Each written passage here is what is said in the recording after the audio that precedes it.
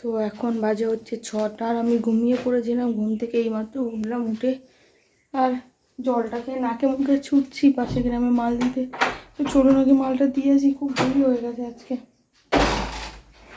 তো এই যে তাড়াতাড়ি করে আমি বেরিয়ে পড়েছি, আর পুরো অন্ধকার, মানে আমাদের ভিতরে লাইট রয়েছে কিন্তু এই যে বেরিয়ে গ্রামেতে ঢুকলাম পুরো এত ঘুটঘুটে অন্ধকার, লাইট টাইট কিচ্ছু নেই গ্রামের দিকে কোনো। তো আমি তাড়াতাড়ি গ্রাম থেকে ফিরে এসে চা বসালাম, আর গ্রাম থেকে এই যে মুড়ি আর বিস্কুট কিনে নিয়ে এসেছিলাম, তো ওইটা ঢেলে রেখে দিলাম। ঢেলে রেখে দিয়ে এইদিকে আমি জল ভরতে চলে এলাম।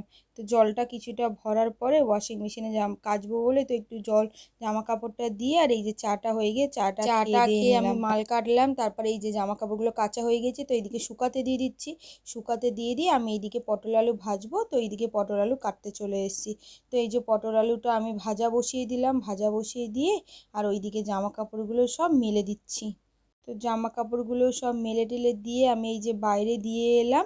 বাইরে দিয়ে এসে আবার কটা মাল কাটলাম, মাল টাল কেটে আর এইদিকে এই যে বাসন মাজতে এসেছি যে যাব বলে।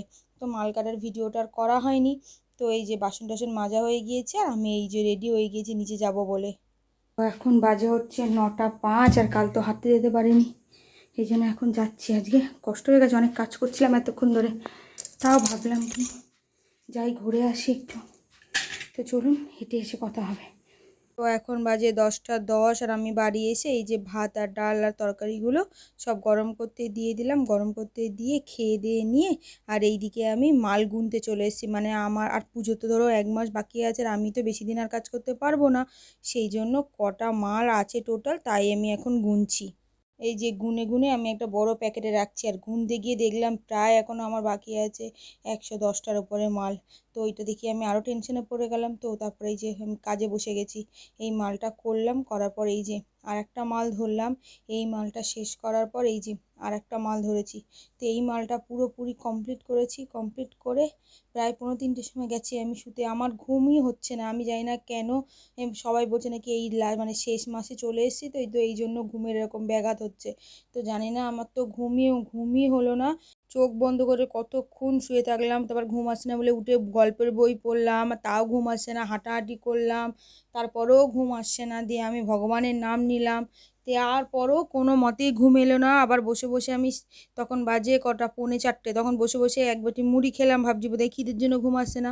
সেটা খেয়েও হলো না, বারবার বাথরুম পাচ্ছে আর ভালো লাগছে না কিছুই। আমি ভাবছিলাম ডাক্তারকে ফোন করবো কিনা যে এতবার কেন বাথরুম হচ্ছে। তা ভাবলাম ঠিক আছে সকাল অবধি দেখি। তো সকালবেলা তো 5:30টা পর্যন্ত জেগে জেগে উঠে গেলাম। উঠে ভাবলাম কি এত ঘরের কাজবাজগুলো করে নিই, তারপরে শোবো।